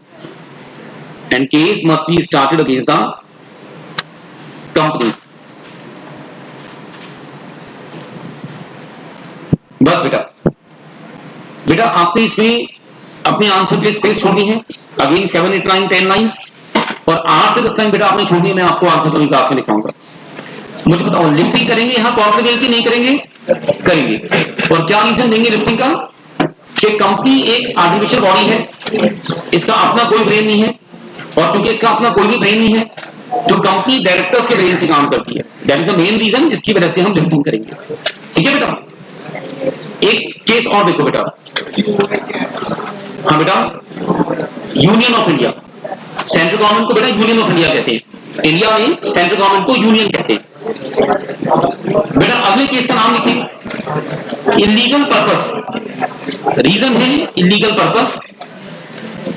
PNB, Punjab national bank finance limited versus SP Jain. PNB finance limited versus SP Jain. Case का नाम डाल दीजिए बेटा. मैं इस case के बारे में आपको सिखाता हूं. ये बेटा इन चारों केसेस में आप ध्यान दीजिए, सबसे significant case, this the most important case जो आप इन चारों में देख रहे हो, लिफ्टिंग का केस. ये रीसेंट केस है, आज से कुछ साल पहले डिसाइड हुआ था. और इस केस के आने के बाद ऐसे फ्रॉड बहुत सारे केसेस में पकड़े गए बेटा. अब ये केस भी क्योंकि आप ध्यान दो, फाइनेंशियल फ्रॉड है. फाइनेंशियल फ्रॉड क्योंकि आप लोग फाउंडेशन में हैं, तो फाइनेंशियल फ्रॉड का नेचर आपको समझना हल्का सा मुश्किल होता है. आपको ज्यादा मेहनत से इसको सीखना है बेटा. और फाइनेंशियल फ्रॉड समझाने के लिए मैं आपको बीच में कुछ अकाउंटिंग पॉलिसीज, कुछ अदर लॉज के मैटर्स का सबका यूज करता हूं. थोड़ा सा मॉडिफाई करके बताऊंगा फाइनेंशियल फ्रॉड कैसे हो रहा है इस केस में. देखो, SP जैन बेटा बिजनेस करता था, और SP जैन बिजनेस करने के साथ साथ शेयर मार्केट में, सिक्योरिटीज में, शेयर्स और डिबेंचर्स में डीलिंग करता था. तो जब शेयर मार्केट में डीलिंग होती है ना, तो शेयर मार्केट में दो तरह की डीलिंग होती है. एक डीलिंग होती है investment based dealing. Investment based dealing में क्या करता है, एक पर्सन बेटा मार्केट में जाता है, किसी कंपनी के शेयर्स को खरीदता है और खरीद के रख लेता है, उसके बाद वेट करता है कि उसका भाव कब बढ़ेगा, और उसका भाव बढ़ने के बाद वो उन्हें बेचता है। ये इन्वेस्टर्स होते हैं। तो इन्वेस्टर क्या करते हैं, इन्वेस्टर कोई सिक्योरिटी परचेज करता है, परचेज करके उसमें पैसा लगाता है, उसकी मनी इन्वेस्ट होती है, उसके बाद वो उन शेयर को अपने डीमैट अकाउंट में रख के वेट करता है, और एक टाइम के बाद जब भाव बढ़ जाता है तब उसे बेचता है। It's called investment. और एक होती है शेयर मार्केट में स्पेकुलेशन, सट्टा लगाना। स्पेकुलेशन में क्या होता है कि हम मार्केट में जाकर पहले एस्टिमेट लगाते हैं कि शेयर का भाव बढ़ सकता है, और हम उस शेयर को परचेज करते हैं। जब उस शेयर को परचेज करते हैं तो ये ट्रांजैक्शन क्रेडिट बेस पर होती है बेटा, उधार होती है, इसमें हमें पैसा नहीं देना पड़ता। ये ट्रांजैक्शन क्रेडिट बेस पर होती है, उधार। ध्यान से मेरी बात को सुनिएगा, ये आपको इंटर में बहुत डेप्थ में पढ़नी है बेटा। और वो शेयर परचेज हो जाता है, हमें पेमेंट नहीं करना पड़ता, और हम उस शेयर को अपने डीमैट अकाउंट में लाए बिना वो डीमैट अकाउंट में नहीं आता, हम उसको वेट करते हैं उसका भाव बढ़ने का, और जैसे ही भाव बढ़ता है हम उसे बेच देते हैं। लेकिन अगर भाव ना बढ़े, भाव नीचे गिर जाए तो हम लॉस में आ सकते हैं, हमें तब भी बेचना पड़ता है। तो प्रॉफिट होगा, आप बेचोगे, आपको बेनिफिट मिल गया। अगर लॉस हो गया तो again you have to sell, क्योंकि हम स्पेकुलेशन करने मार्केट में गए थे। ये जो स्पेकुलेशन होती है ना, इसके लिए क्योंकि हम इसमें शेयर खरीदते हैं क्रेडिट बेस पर, तो इसमें हमें पैसा देना नहीं पड़ता, इसमें हमें ना थोड़ा सा एडवांस देना पड़ता है। तो मान लीजिए अगर मैं आज शेयर मार्केट में शेयर्स परचेज करने जा रहा हूं, और मैं अपने ब्रोकर के पास जाता हूं कि मुझे एक कंपनी इन्फोसिस का एक शेयर खरीदना है, और इन्फोसिस का आज का शेयर का भाव है बेटा मान लीजिए 600 रुपीज, 600 रुपए भाव है। तो मैं अपने ब्रोकर से कहता हूं कि मुझे 10,000 इन्फोसिस के शेयर्स आज खरीदने हैं, तो 10,000 इन्फोसिस के शेयर्स हो गए 7 लाख रुपए के, 60 लैक्स के। तो बेटा अभी क्या बात है बेटा, पीछे कुछ, अच्छा प्लीज बंद करो, और आप पीछे बेटा, सबसे पीछे आप लोग ना, पीछे 2-3 लाइंस, थोड़ा केयरफुली सुनो बेटा, ध्यान से सुनो बेटा, दोबारा सुनिए बेटा, आपको बड़ा ध्यान से इसको सुनना है, क्योंकि अगर आप इसको नहीं भी सुनेंगे जजमेंट तो फिर भी समझ में आएगा, बट आप कैसे करेंगे। तो अगर मैं अपने ब्रोकर से कहता कि मुझे 10,000 इन्फोसिस खरीदने हैं एज इन्वेस्टर, एक इन्फोसिस 600 का, 600 रुपए का, 7 लाख रुपए की ट्रांजेक्शन है, तो ब्रोकर मुझे कहता भी 16x की पेमेंट कर दो, मैं पेमेंट करता, वो 10,000 इन्फोसिस के शेयर्स खरीद के मेरे डीमैट अकाउंट में मुझे मंगवा के देता, फिर मैं इन शेयर्स को डीमैट अकाउंट में रख लेता। ये मैं डीमैट अकाउंट में कितने भी दिन रख सकता हूं, 1 दिन, 2 दिन, 10 दिन, 50 दिन, 1 साल, 2 साल। मेरे पास किसी कंपनी के शेयर है जो मैंने 17 ईयर्स पहले परचेज किए, 17 साल पहले परचेज किए, आज भी रखे हुए, भाव बढ़ता जा रहा है। तो हम लोग क्या करते हैं, इनको रख लेते हैं लॉन्ग टर्म के लिए, हमारी चॉइस। बट आपको उस केस में 60 लाख रुपए की पेमेंट करनी पड़ती। नाउ मैं स्पेकुलेशन का एग्जांपल देता, मैं अपने ब्रोकर के पास जाता कि मुझे इन्फोसिस के 10,000 शेयर्स खरीदने हैं लेकिन स्पेकुलेशन के लिए। ब्रोकर कहता ठीक है सर, 600 रुपए का शेयर है, 7 लाख की ट्रांजेक्शन है, तो ब्रोकर कहता 7 लाख रुपए मत दो, ऐसे कहता सर मुझे ना 15-20% एडवांस जमा करा दो। तो मान लीजिए 20% एडवांस 12 लाख रुपए हो गया, तो मैं ब्रोकर को 12 लाख की पेमेंट कर दूंगा, 12 लाख रुपए एडवांस देकर मैं 7 लाख की शेयर्स खरीद डालता हूं। आप समझ गए बेटा। फिर जैसे जैसे आप पुराने हो जाओगे, आपकी गुडविल बनती जाती है, क्रेडिबिलिटी बनती जाती है, तो ब्रोकर आपसे कम एडवांस मांगते हैं। जैसे मेरा जो ब्रोकर है वो मुझे कहता है जितना एडवांस दोगे उसका 10 टाइम शेयर्स आप खरीद सकते हो, तो मेरा ब्रोकर मुझसे 10% एडवांस देता है। तो अगर मैं अपने ब्रोकर को 12 लाख रुपए एडवांस दूंगा तो मैं 1 करोड़ 20 लाख के शेयर्स खरीद सकता हूं क्रेडिट पर उधार। तो मैं 1 करोड़ 20 लाख के शेयर खरीदूंगा, 12 लाख रुपए एडवांस दूंगा, वो शेयर मेरे डीमैट अकाउंट पे नहीं आएगा। अब हमारी share market single day basis पे काम करती है, one day settlement, one day basis पे काम करती है। हम इसको कहते हैं one day settlement, single day settlement, rolling settlement. तो शेयर मार्केट सुबह खुलती है 9:15 पर, 9:15 पर, वैसे 9 बजे मार्केट खुलती है, पब्लिक शेयर्स खरीद सकती है 9:15 बजे से, और शाम को मार्केट बंद होती है 4 बजे, बट पब्लिक आखिरी डीलिंग कर सकती है 3:30, 3:30 बजे तक। एग्जैक्ट टाइम है 3:28, 3:28 तक पब्लिक की आखिरी डीलिंग चलती है। तो मैं जानता हूं मेरे पास सुबह 9:15 से शाम के 3:30 तक का टाइम है, ये उधार है। ये टाइम जो आप देख रहे हो कुछ घंटों में, ये 5.5 घंटे से कम का टाइम है, उधार का टाइम है। मैं 9:15 बजे शेयर खरीद लूं तो शाम को 3:30 से पहले मुझे उसे बेचना जरूरी है। प्रॉफिट हुआ तो भी बेचूंगा, लॉस हुआ तो भी बेचूंगा। तो बेटा इट्स वेरी सिंपल। मैं इस एग्जांपल को यहां पर, इस एग्जांपल को फिगर्स के साथ क्लोज कर दूंगा। मैंने 7 लाख रुपए की इन्फोसिस खरीदे, मान लीजिए 12 लाख रुपए एडवांस दिया, 600 रुपए पर इन्फोसिस का भाव था, सुबह खरीदे 9:30 बजे, 10 बजे, दिन के 2 बजे मैंने देखा इन्फोसिस का एक शेयर जो कि 600 रुपए का था वो बढ़ के 700 रुपए का हो गया, भाव बढ़ गया मार्केट में। क्यों बढ़ गया? There is something to be done in inter, आप इंटर में इसके बारे में सीखोगे। मैं अपने ब्रोकर से कहूंगा दिन के 12 या 1 बजे जब भाव बढ़ चुका होगा कि वो जो 10,000 इन्फोसिस मेरे पास 7 लाख रुपए के थे बेच दो, तो ब्रोकर उसको बेच देगा। मैंने इन्फोसिस लिए थे 60 लाख के, मैंने बेचे 70 लाख रुपए के, तो मैंने पूरा दिन में 10 लाख रुपए कमाया। Am I right बेटा? इसमें मैंने हल्की सी ब्रोकरेज भी पे करनी है, मेरे अकॉर्डिंग इस ट्रांजेक्शन में ब्रोकरेज बनेगी 10,000 रुपए। मैं अभी फिलहाल उसको इग्नोर करके चलता हूं। शाम को 4 बजे शेयर मार्केट बंद होगी तो मेरा ब्रोकर मेरा ट्रेडिंग अकाउंट बनाएगा, जैसे बनाते हो ट्रेडिंग एंड पीएनएल अकाउंट, तो मेरा ट्रेडिंग एंड पीएनएल अकाउंट बनाएगा। उसमें कहेगा ट्रेडिंग अकाउंट के अंदर सर सेल है 70 लाख रुपए 70 लैक्स, परचेज थी 60 लैक्स, कहेगा ग्रॉस प्रॉफिट 10 लाख। उस ग्रॉस प्रॉफिट 10 लाख को वो नीचे प्रॉफिट एंड लॉस अकाउंट में ट्रांसफर करेगा। ऐसे बोलेगा sir gross profit 10 lakh, sir उसमें कहेगा सर उसमें मेरे transaction charges, brokerage, legal expense, वो सब एक्सपेंस बिना बोल के मान लो 10,000 रुपए। 10,000 तो मैंने बहुत ज्यादा बोल दिया, इससे भी कम होंगे बेटा। तो कहेगा सर आपका नेट प्रॉफिट है 10 लाख माइनस 10,000, 9.9 लाख आपका प्रॉफिट है पूरा दिन का। तो शाम को 4 बजे के बाद वो कैलकुलेशन मुझे दिखाएगा और उसके बाद वो क्या करेगा, वो 9.9 लाख रुपीज, 9.9 लाख रुपए, 10 लाख ही मान लीजिए, वो नेट बैंकिंग से मेरे बैंक अकाउंट में ट्रांसफर करवाएगा या मुझे चेक बना कर देगा। हम इसे बोलते हैं स्पेकुलेशन, कॉन्सेप्ट। आप इसमें देखो मैंने सिर्फ 12 लाख रुपए दिए थे, तो 12 लाख रुपए दिखा के, 12 लाख रुपए दिखा के, आप समझ रहे हो, शेयर्स की पेमेंट तो की नहीं थी, मैंने एडवांस ही दिया था। वो एडवांस दिखा के मैंने 10 लाख रुपए कमा लिए, तो शाम के बाद मेरा एडवांस तो वापस आ ही जाएगा 12 लाख रुपए, और शाम के बाद 10 लाख रुपए मैंने और कमाए, वो मुझे मिल जाएगा। अगर लॉस होता तो उस एडवांस में से कट जाता। मान लो 4 लाख का लॉस हो गया, 12 लाख एडवांस है, 4 लाख रुपए काट के बाकी 8 लाख रुपए वापस दे देगा। मैं वापस भी नहीं देता एडवांस, मैं कहता हूँ एडवांस को भाई तू रख ले, कल सुबह 9 बजे फिर डीलिंग करूंगा। Are you getting my point? तो मतलब मुझे ना जितनी डीलिंग करनी है उसकी रेशियो में कुछ पैसा अपने ब्रोकर के पास रखना पड़ता है।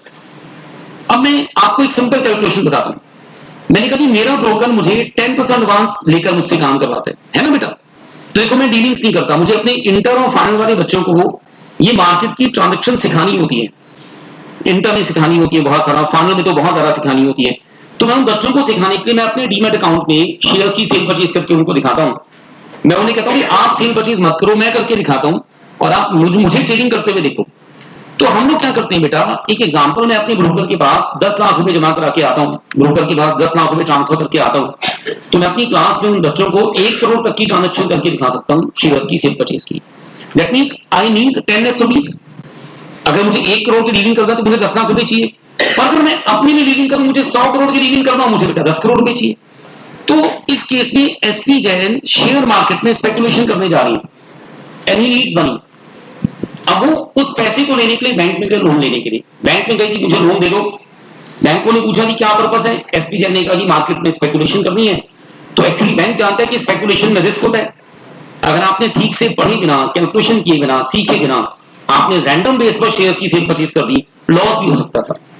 हम तो अपने स्टूडेंट को कहते हैं कि बेटा पढ़ के सीख के कैलकुलेशंस करना सीखो कि भाव इंक्रीज होगा या नहीं होगा, और होगा तो कितना परसेंट इंक्रीज होने का डर है। तुक्का नहीं लगा सकते यार मौसम अच्छा तो इन्फो से बढ़ जाएगा, ऐसा नहीं होता।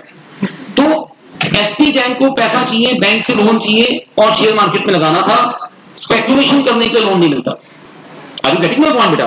तो एसपी जैन ने कंपनी बनाई, खुद कंपनी का शेयर होल्डर और डायरेक्टर बन गया, बैंक में अप्लाई किया कि मुझे लोन दे दो और इस लोन से मैं कंपनी की एसेट परचेज करूंगा, बिजनेस में लगाऊंगा, ये नहीं कहा स्पेकुलेशन करूंगा।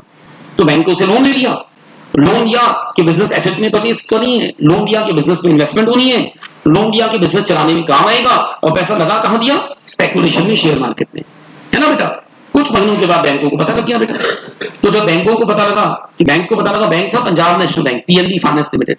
तो पीएनबी को जब पता लगा कि हमारा पैसा स्पेकुलेशन में लगा रखा है और तो रीपेमेंट टाइम पर करना था, बट जो अग्रीमेंट था वो था पैसे को बिजनेस में लगाने का, बिजनेस इन्वेस्टमेंट, और लगा कहां दिया, स्पेकुलेशन में। तो उन्होंने कहा आपने हमारा पैसा इलीगल पर्पस में यूज कर दिया, गलत काम में यूज कर दिया, जिसके लिए हम लोन देते नहीं वहां यूज कर दिया, है ना। स्पेकुलेशन इलीगल नहीं है, ये लीगल है, लेकिन इसके लिए लोन नहीं मिलता। कोई भी बैंक अपने पैसे को रिस्क में नहीं लगाना चाहता। तो बैंक ने बेटा एसपी जैन के ऊपर केस किया कि इसने हमारे साथ फॉर्जरी की, धोखा किया, झूठ बोल के लोन लिया पूरा अग्रीमेंट ही गलत है, अग्रीमेंट कैंसिल करो, पैसा वापस दिलाओ, उसको जेल में डालो।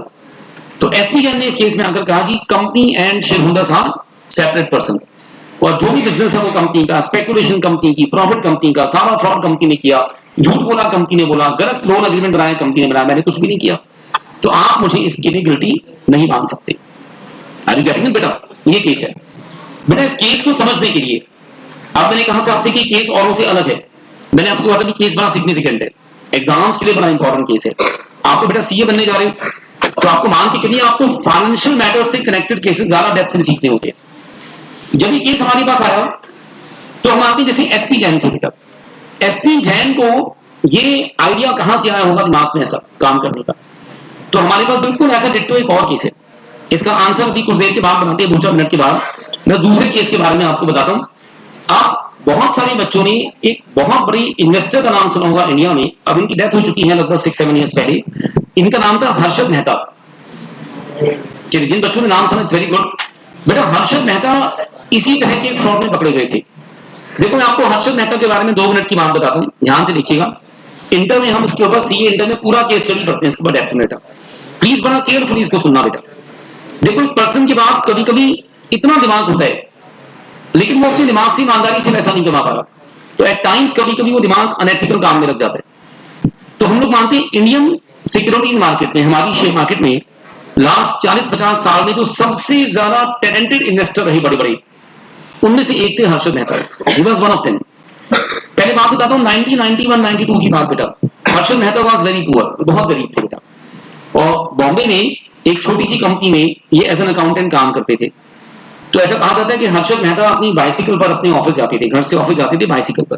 He was very poor, lower middle class family को बिलोंग करते थे, बड़ी मेहनत से अपनी जिंदगी चलाते थे, दिमाग बड़ा शार्प था।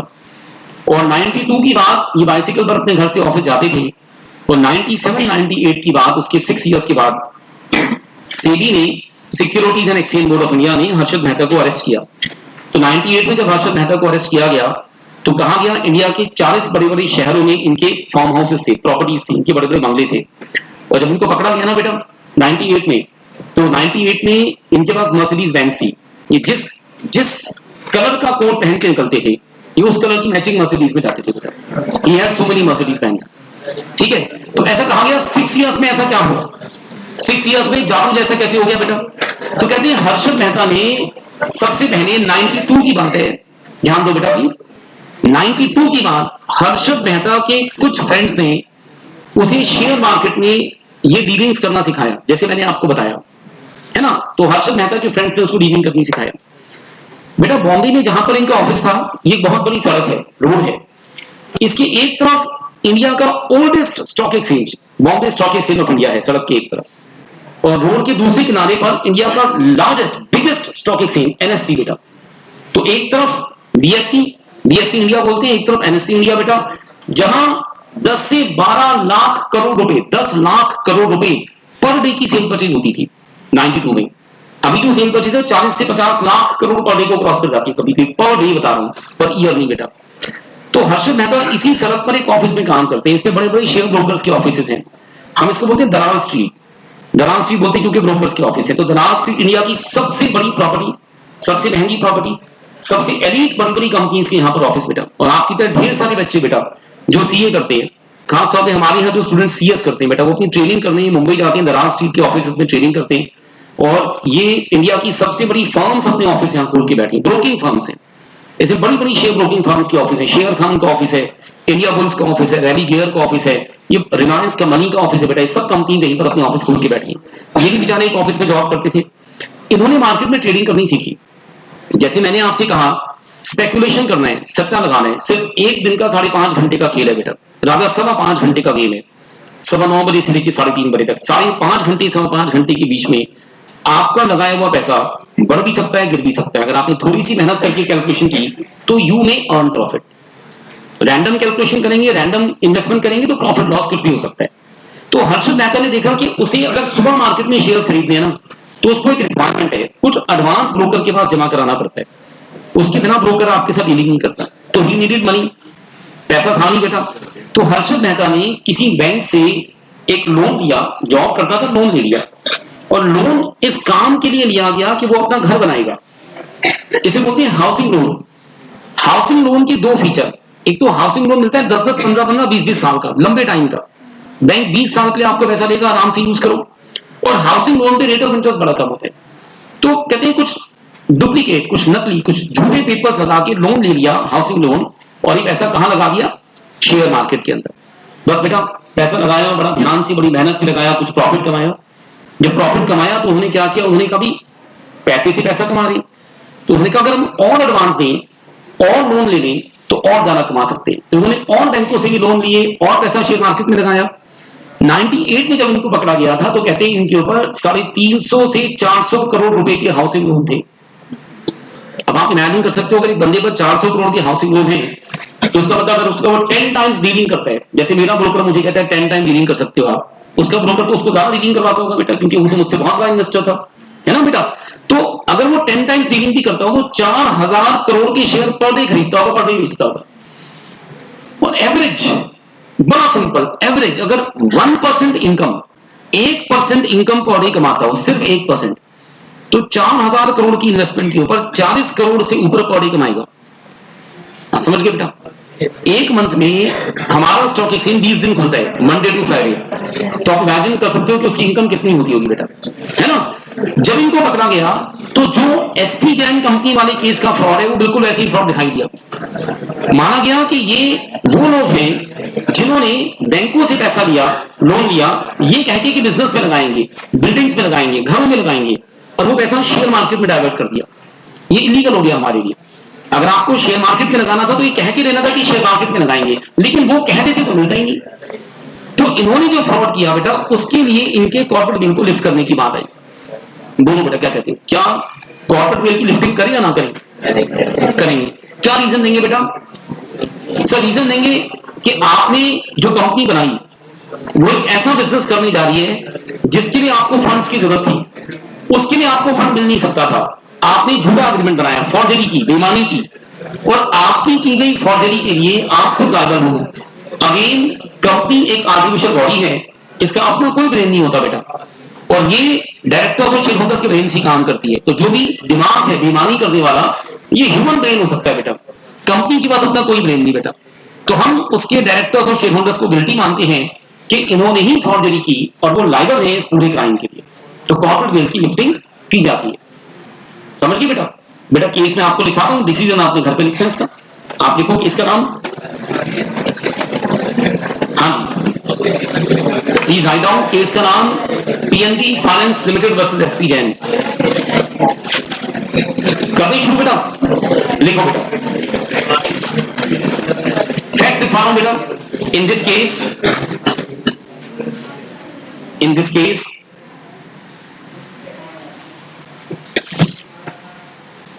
a person created some companies, a person created some companies, person created some companies and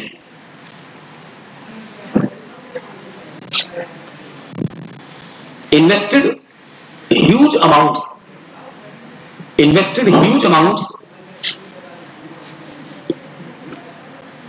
the share market, invested huge amounts in the share market.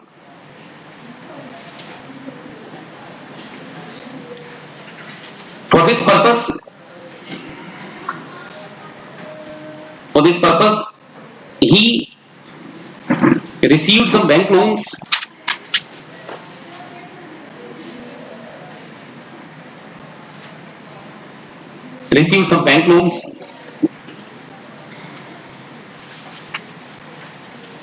but the loans were taken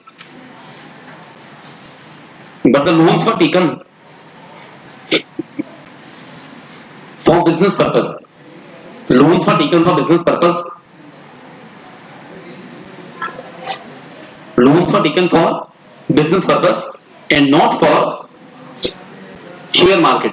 loans लिए गए थे business purpose के लिए, not for share market. Share market के लिए नहीं लिए गए थे, not for share market. When the bank came to know about investments,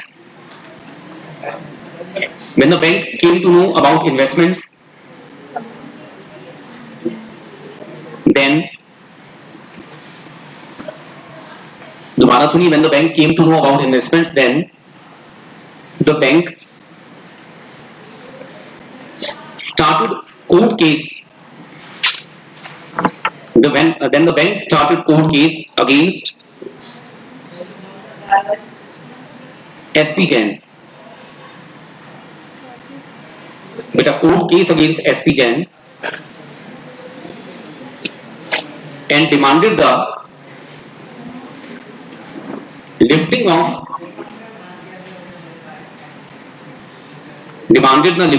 corporate bail.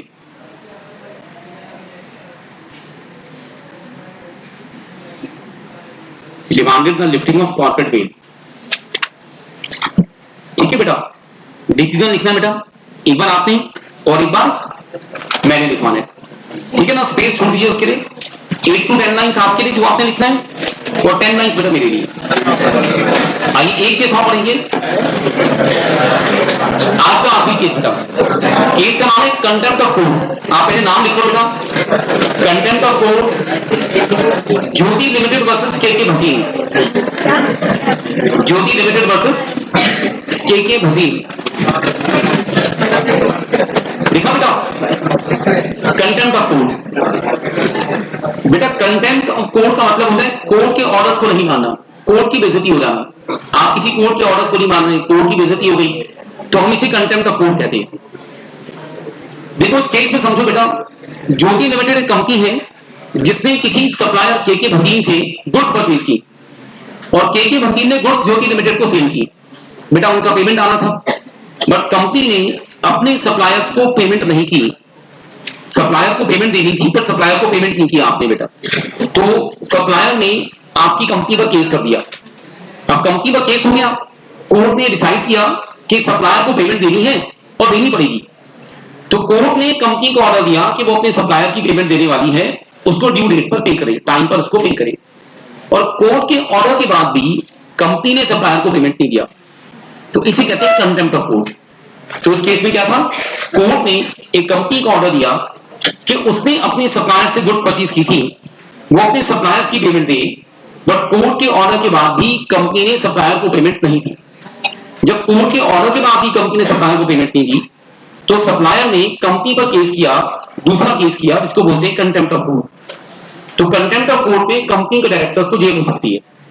तो कंपनी के डायरेक्टर्स ने कोर्ट में आकर डिमांड की कि सर हम लोग पेमेंट करने को तैयार हैं, बट कंपनी एक आर्टिफिशियल बॉडी है, वो पेमेंट नहीं करती।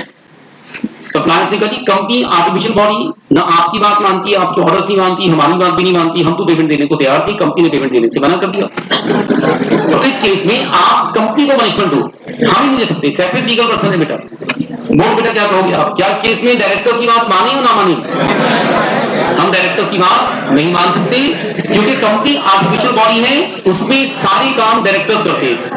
हम मानेंगे डायरेक्टर्स की रिस्पॉन्सिबिलिटी थी पेमेंट करवाने की, डायरेक्टर्स को ही पेमेंट दिलवानी थी, डायरेक्टर्स लायबल थे पेमेंट करने के लिए, और अगर कंपनी ने कंटेम्प्ट ऑफ कोर्ट किया तो डायरेक्टर्स को उसके लिए पनिशमेंट दी जाएगी, है ना बेटा। आप लिखो बेटा, इसके फैक्ट्स और डिसीजन दोनों मैं लिखवाता हूं। आपके पास 3 केस यहाँ लिखने वाले है ना, वो आपके लिखने हैं। आप लिखो बेटा कंटेम्प्ट ऑफ कोर्ट वाले केस के फैक्ट्स लिखिए। In this case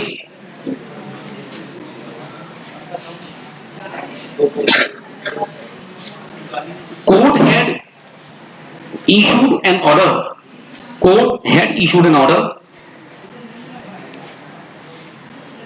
Court had issued an order to a company.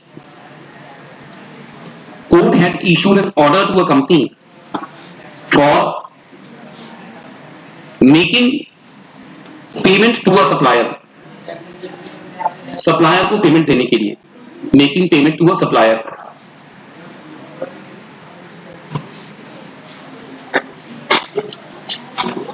The company did not make the payment. Company बेटा did not make the payment even after order of the court. Even after order of the court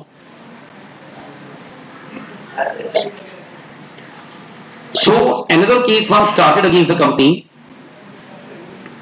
Another case was started against the company for contempt of court. Another case was started against the company for contempt of court by the supplier. By the supplier. The directors of company, the directors of the company claimed, directors of the company claimed the corporate veil, claimed corporate veil as a defense. Directors of the company claimed corporate veil as a defense, and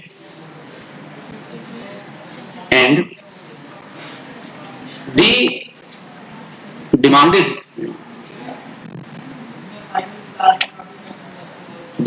the benefit of corporate veil. They demanded the benefit of corporate veil to exclude them from the liability. They demanded the benefit of corporate veil to exclude them from the liability. उन्होंने corporate veil का benefit मांगा अपनी liability को exclude करने के लिए, खत्म करने के लिए. राइट बेटा? डिसीजन बेटा इसका डिसीजन मैं लिखवा दूं सो दैट ये डिसीजन आपको पिछले तीनों केसेस के आंसर लिखने में हेल्प करेगा. वो आर्टिफिशियल बॉन्ड वाली बात लिखेंगे इसके अंदर. आप देखिए सेकंड पैरा डिसीजन, थोड़ा सा डिसीजन इसका पिछले केसेस के बड़ा सारा मैच करेगा तो आपको लिखने में आसानी हो जाएगी उसके अंदर. आप लिखिए court decided that company is an artificial person.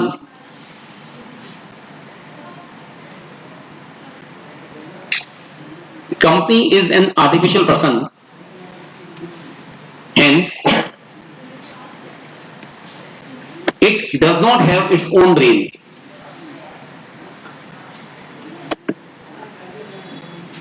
It does not have its own brain, and it works with the brain of its directors. It works with the brain of its directors.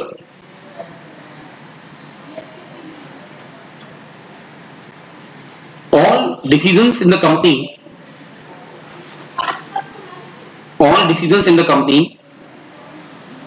are taken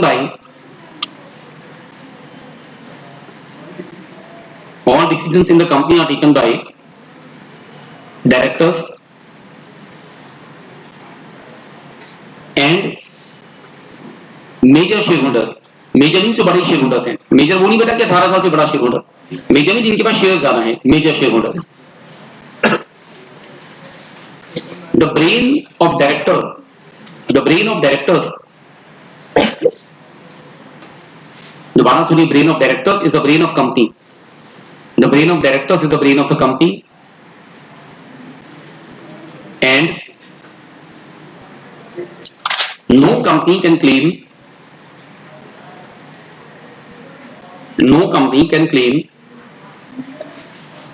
that its directors are not guilty of a crime.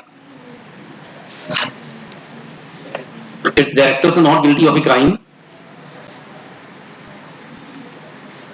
because it is an artificial person.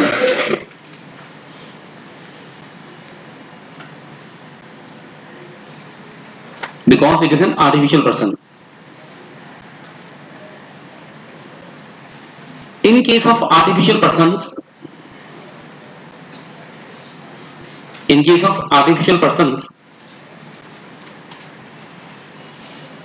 the directors have the responsibility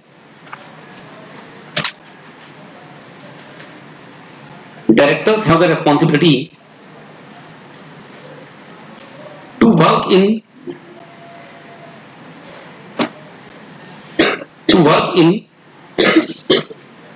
legal and ethical manner. To work in legal and ethical manner, and if some crime is committed, if some crime is committed, then the directors will be